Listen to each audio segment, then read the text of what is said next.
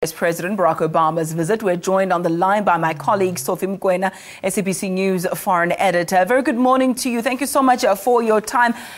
Twitter and other social media platforms were abuzz with updates on what was happening there. What was the mood like in Kenya when President Obama left? Naturally, as we expected, the people here were excited to receive President Obama. They call him the son of the soil, as you are aware that his father was born in Kenya.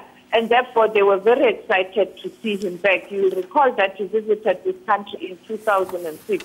But then he was not a president of this big nation or this big country. And therefore, there was excitement all over. Different organizations, NGOs, political parties, governments, everybody waiting to see him or to have a glimpse of him or to speak to him. There were some murmurings regarding a contradiction that Obama had with President Kenyatta over the issue of homosexuality, for example. There were also some who said, well, he neglected us in his first term in office. He's now coming to Kenya. They didn't know whether or not he would relate with Kenyan people. So all these things that were happening on the periphery and the sidelines. Sophie, in your opinion, this trip, was it a success?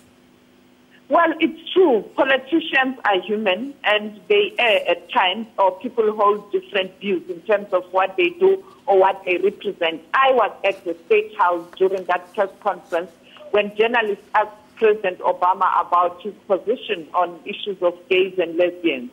And he was consistent in terms of what he has been saying all along, that the rights of gays and lesbians must be respected, and he called on governments is the continent to respect the rights of lesbians and gays. But on the other hand, there was a sharp division. President Uhuru Kenyatta saying, yes, they agree on many issues with the Americans, but on the issue of gays and lesbians, they will differ, and it's their right to do so, because the people in this country hold a different view, the majority, and issues of culture, custom, norms, and beliefs plays itself, and therefore he cannot impose to the nation what the nation is not comfortable with. So there was a sharp division there. And the issue of him not coming here, he had to answer hard questions, people asking why he didn't prioritize Africa or Kenya in particular, and his response was forthright, that it's not a question of him not having interest in Africa or Kenya, but he had a lot to do back home. And I remember at some point in time, former President Thabo Mbeki had to face a similar question from the Eastern Cape, where people in the Eastern Cape felt that he doesn't really visit the province often. And it's those kind of leaders who think that you cannot put yourself first, or your area where you come from or you have lived with first. You have to put other people first so that they are at peace and they are comfortable, and therefore you can move to your own people, because your own people can't disown you no matter what. And he said, but he's ready, and when he retires, he will focus more on Africa, on the projects that he has started, leadership enhancement, particularly targeting the women and the youth. And the other question was that the Republicans did much better, contrary to the Democrats when they are in power. And he said it's one government. For them, the administration is the administration, and he will build on what other leaders have done or did for the continent. And therefore, he was very diplomatic. But you could see that it was a kind of a question that was so strong. Really hard-hitting question. Sophie, before we let you go, we do know that U.S. President Obama, he has now arrived in Ethiopia, I believe. Please do correct me if I'm wrong. His last leg of the East Africa visit. Taking a look at social media, once again, some questions on whether or not Zimbabwean President Robert Mugabe, whether he'll be there. Talk to us about that AU meeting and what's expected. Well, it's not clear yet whether President Robert Mugabe will make it to Addis, but what I do know for the fact is that the chairperson of the commission, Dr. Nkosazana Dlamini-Zuma, will be there to receive him at the AU headquarters in Addis. And issues on the agenda clearly is issues of security and development in the continent.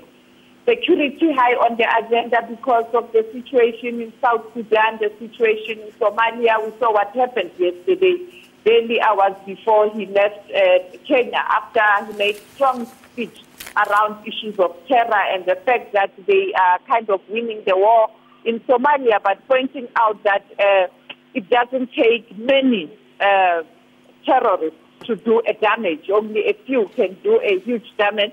Making an example of the Garissa attack and the Westgate Mall, it took only few people to do the damage. Therefore, saying the challenge remains. And these are the issues that are likely to be high on the agenda. The issue of CAR, it's a failed state. But on the other hand, the issues of good governance and democracy in the continent, and other people saying America doesn't have a moral high ground to talk about issues of good governance and democracy, making an example of what happened in Libya, what happened in Iraq. Therefore, it's a tough one, but also meeting the administration in Ethiopia, talking to the Ethiopian government around issues of security. Thank you so much, Sophie. Ethiopia is part of the peacekeeping mission in Somalia and sharing information to ensure that this region is at peace, but also the instability and growth. And Dr. Nkosazana Zuma is likely to talk about Agenda 2063, the African blueprint in terms of development, looking forward to the future.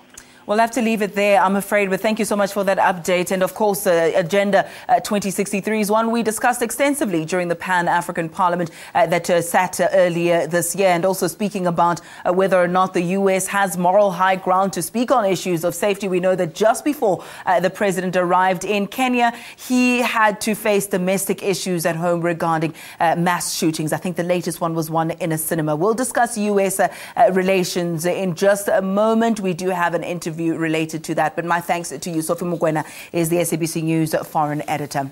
Well, speaking about the US, let's go to there now in this story. Tributes pouring in for Bobby Christina Brown, the daughter